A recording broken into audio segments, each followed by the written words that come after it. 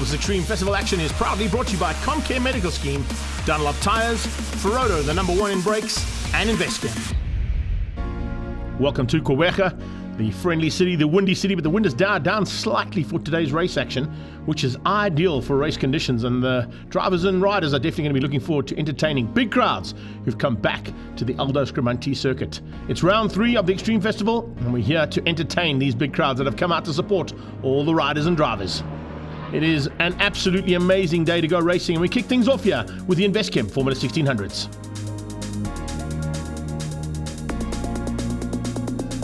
It's been shared honours so far in this category for the first 2 rounds. Josh Leroux definitely looking to up his pace and catch the 2 GELDENHUYS boys. Gerard and Antoine have literally been on fire. Look out for Troy Dolanchek as well. He'll be looking to come through, as will Alex Foss. But let's catch up now with Troy at the pre-race press conference. I think we've done nicely up until now in the rookie season. Cape Town, I think we did nicely with our pace. We were there on pace, but it didn't really come together. So of course we did nicely, but I think, like you said, I think PE is the place now with it being a more fair playground, with everybody not being their own track. So I think it's definitely a place where we will be closer to the grid, hopefully. But yeah, I think it's a key track because nobody's been here and it's fair to everybody. So I think hopefully we can get into the top 3. We caught up with Alex Foss, who put it on pole position. He's going to be a man to watch out for here today. Been quickest in the first 2 sessions, and there's a whole group of guys that are riding my tail, but I think we can still find a little, maybe 1 or 2 tenths just in setup, but happy with the way things are going, and just need to carry that through to the final session today, and then qualifying tomorrow morning, and then who knows at the races, that's a different story. Jason Coetzee's looked good all season, but starting way back, let's find out what his plans are. PE is the track that I really want to make my comeback. I mean, I feel super comfortable here. It feels just like another, like a proper racetrack to drive at, especially with all the kinks. It reminds me a lot of karting. So yeah, I mean, let's see. The people have done a lot of work. I must say, special thanks to Garth and his team. Yeah, I'm really happy with the cars right now. Guys are ready to go now. The red flag is at the front. We're waiting for a green one at the back to kick things off now for this first race of the Investchem Formula 1600s. It's looking for a good start. There will be the 2 GELDENHUYS boys starting from the second row of the grid as they go on the attack to catch Josh Leroux and Alex Foss. Foss has got the whole shot by the looks of things, and he's got Leroux right on his tail. Watch out for Antoine coming around the outside. Gerard's on the inside as they go into turn 1, and Nick Van Wheelie tucking into 5th place, looking for a good start.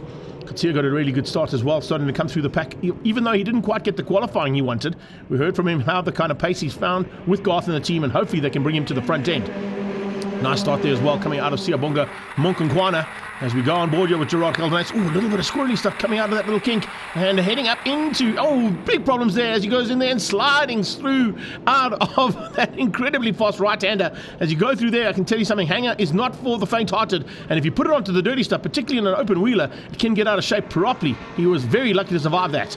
As they head down into Chevy Sweep now, you see Nick Van Wheelie is trying to capitalize on that, trying to close things down after that big moment between the 2 GELDENHUYS boys.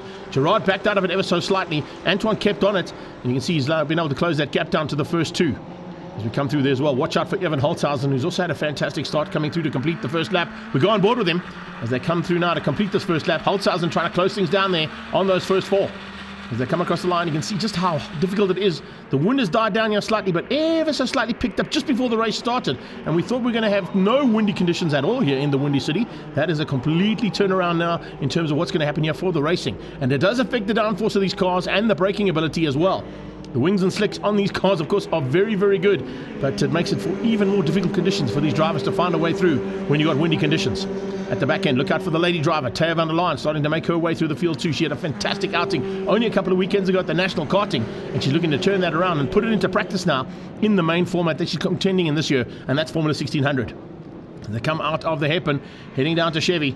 No changes in those first couple of cars, and looks like a little bit of a maneuver happening here as well from Andrew Schofield's point of view. He's had to come from the back of the field. Let's go on board now with Sia as they come out of Chevy, heading up towards the final corner. And as they get onto the brakes there, Sia Monkonkwana going defensive. You can see him just switching ever so slightly there, trying to fend off the attack coming from behind, and he's in for a big, big battle here. And he's fending off the attack coming there from Naidu, but heading into the front and heading into the distance and getting away. Look at Alex Foss. He's pulled about 4 or 5 car lengths over Josh Leroux. No answer there from Leroux. Big maneuver coming from Nicholas Van Wheelie. Van Wheelie once by He's going to have to push hard to get past on Dolenchek. Troy Dolenchek is fending off the multiple champion and former champion in this category. Nick Van Wheelie, magnificent paint and hardware car there, all over Dolenchek, and looking to try and close that gap down. There you can see the battle. Jason COETZEE now snuck in between. Monkokwana has got to keep his eye out on Jason COETZEE now, looking to come through the field. We heard from him that he was looking forward to this weekend, and he knows how good he is here at the circuit. Diving on the inside, Monkokwana goes defensive. Oh, nearly a touch between those two. You don't want to be locking up wheels. On board now with COETZEE as they come out of the hairpin, heading down into Chevy Sweep. Have a look at this. As they go through the sweep, little lift, and then it's back on the loud pedal. Oh, that's absolutely brilliant to see. Further back, remember, we also got the Kent category, and it's all about Schofield leading things out over Lieutenant Colonel Alan Meyer. And you got Hepburn just behind that. Rick Morris starting to close things down, but Morris is battling a little bit there in that car. Hasn't quite found the pace, and it looks like it might have a little bit of a misfire on that machine. They'll have to have a little tinkle on it to make sure that it gets ready for race number 2. He just doesn't have the pace there to set with second and third place. It is currently Meyer and Hepburn. No one's got the pace at this stage to catch Schofield, though, leading things out and comfortably, as you can see there, crossing the line, probably about 15 or 20 car lengths ahead of Alan Meyer. Graham Hepburn is closing down on Meyer, though, so there could be a bit of a change up there. Let's have a look at Schofield's point of view heading into turn 1. As he climbs on the anchors, just pitches it in. Oh, perfect line, hits the apex absolutely brilliantly, and Schofield now continues on his merry way, looking for the first victory of the day there in the Kent category. He's got a huge margin, as you can see, and taking it relatively easily to stay ahead of Alan Meyer and Hepburn. Hepburn and Meyer. Well, it's Meyer now. Where's Hepburn? He's dropped back slightly. He looked a little bit closer the last time we saw him down the main straightaway. Looks like he made a smart mistake coming out of turn number 1 and into the Schaeffler S's now. He's lost a little bit more ground. So the Kent class now opening up, and unfortunately a little bit of a bigger gap than what we expected. They're normally a lot closer. Looks like whatever the problem is on Rick's car, he's got it sorted. He's driving around the problem. A man who comes from the UK and comes to spend some time with his South African family here in the Formula Ford camp. And he's now looking to try and get onto the podium if he can. This is a man, and just give you a little bit of insight and a little bit of background into Rick Morris's career. He's a man who has beaten the late great Ayrton Senna in Formula Ford races in the past. So certainly knows what to do, and he's now putting everything he knows into that car. Back to the front end though. LaRue still trying to close down on Foss. The battle is for third place between the brothers. Big dive on the inside from Gerard. Gerard Geldenhuys diving with a mistake coming out of Antoine, and Antoine has lost 2 positions there. As we see Dolenchek diving through as well and taking advantage of the small mistake that was made by Antoine Geldenhuys up to the hairpin. Still no change for COETZEE. Hasn't found a way through on Sia Monkokwana, keeping him out for now. And looks like he's going to be able to do that right to the line. It's going to be a tough ask to try and find a way through. You can see how difficult it is to overtake in these cars. They are so evenly matched. Lap times coming down to like a couple of hundredths of a second between each of these cars. And you can see it's just driver skill on the day and the ability to just find that little edge, which is what Foss has got to do. LaRue is closing, but I think Foss might have just rolled out there slightly, realizing that they're coming to the closing stages. He wants to try and just ensure that this car gets across the line. We heard from him in his interview. It didn't go according to plan the last time he was here. He does not want to give this first position up here, and he's not going to risk too much to ensure that he gets it. They come through the right-hander now. It's a big hanger sweep here, and of course in a Formula 1600, it's just over the 150 km/h mark that they go through that corner, and then it's just under the 200 km/h mark before they climb on the anchors here to the hairpin. It's very, very close now for Josh LaRue. LaRue realizing probably that he's running out of time, or has Foss got a problem? We'll have to keep an eye on that one. Foss could have a problem here. That gap has been closed down a little bit too dramatically for my liking, and I was just saying he was easing off to try and ensure he gets to the line. He may be defending here for his life and for the race win. He's going to try and make it from pole to the win, and the flag is standing by. It looks like he's just got enough time here. Will LaRue pull out in time? No, he can't. It's Foss for the victory. He takes the win there over Josh LaRue. Gerard Geldenhuys in third place with Dolenchek in fourth. Anton Geldenhuys wraps up the top 5. Ian Schofield takes the victory in the Kent category ahead of Alan Meyer and Hepburn. In terms of the race, the first 4 laps were really strong after a good start. Managed to build a bit of a gap. But then Josh LaRue started to close me down towards the end. And for the last 4 or 5 laps, he was right on my gearbox. So that definitely made things exciting. But I'm just very happy with the results. It's been a long time coming for me. And really grateful for all the hard work that Hendrik, Team Investchem have put into the car, and just looking forward to race 2. That's in a couple of hours. Hopefully it can do the same.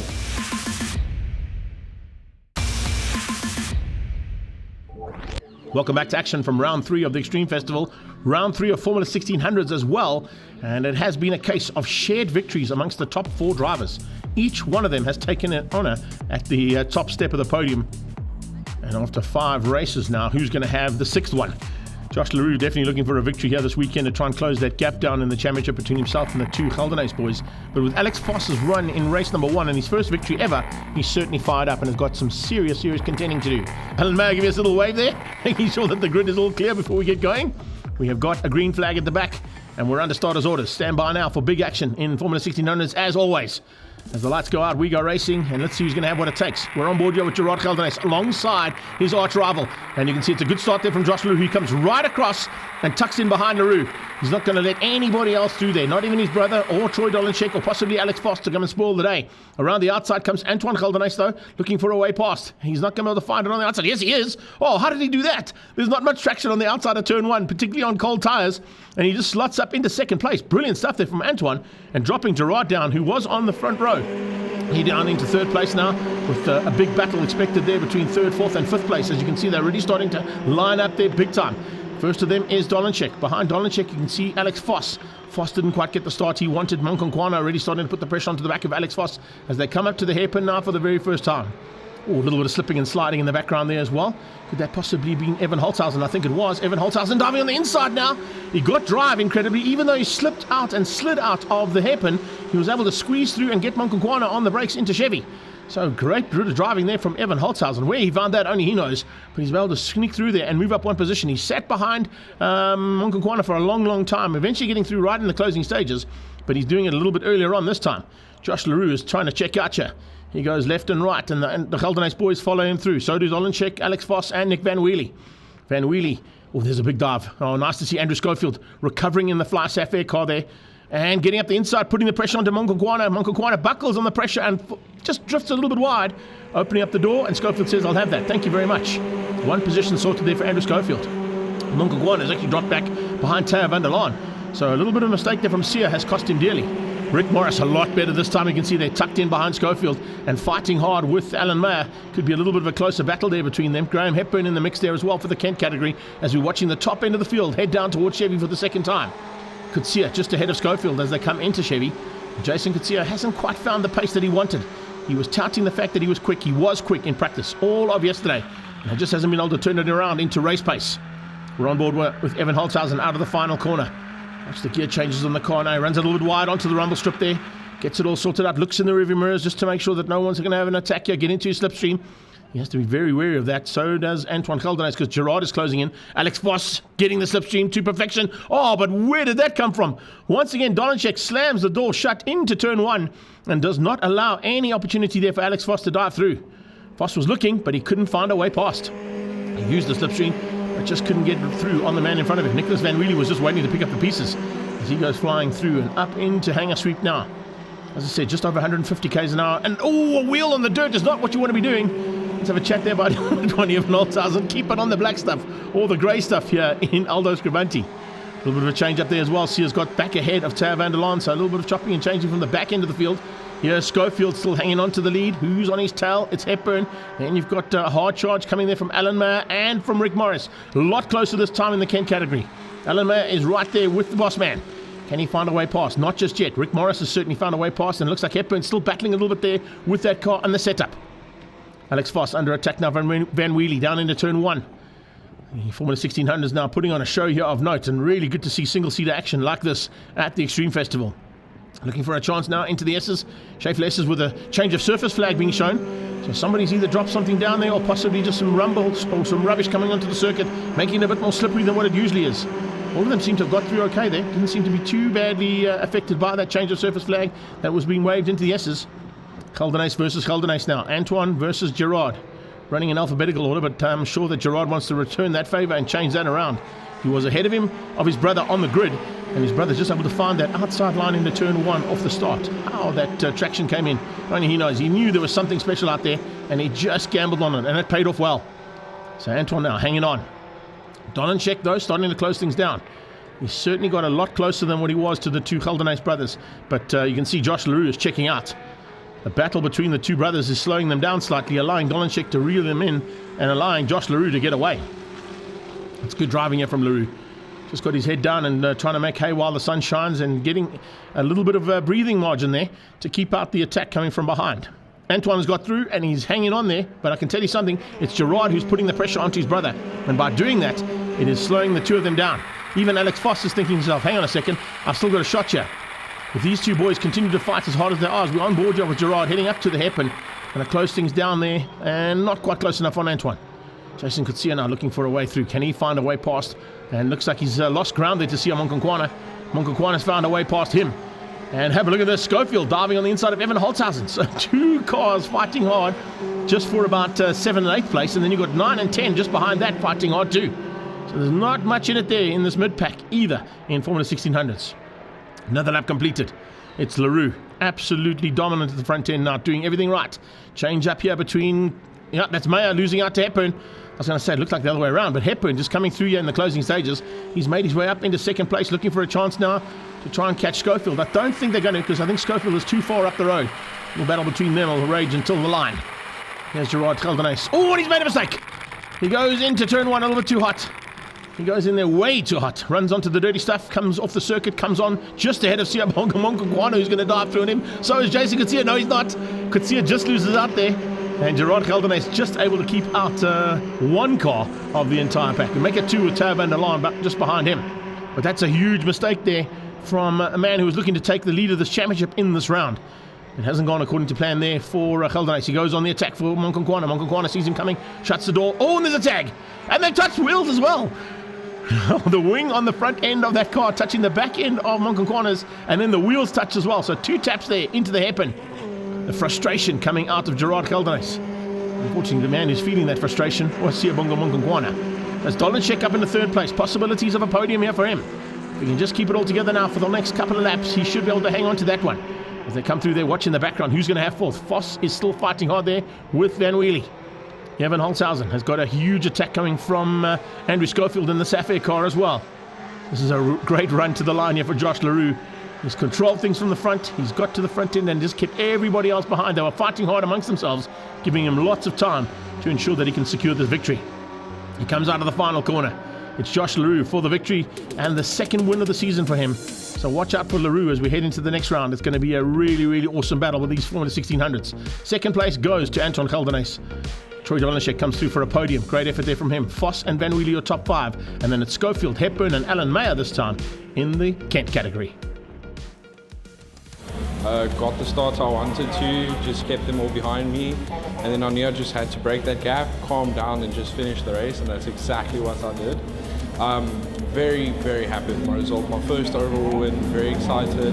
And going to Red Star for the next race. Practice went really well last time we went there. Pace is looking good, so very excited for Red Star. And then just a big thanks to Claudio from RDSA for helping me with all the data and showing me small mistakes. And then Investchem and Uncle Brian for all the work they've put in this weekend. And then everyone who came to support, everyone watching live for the support. Thank you all very much.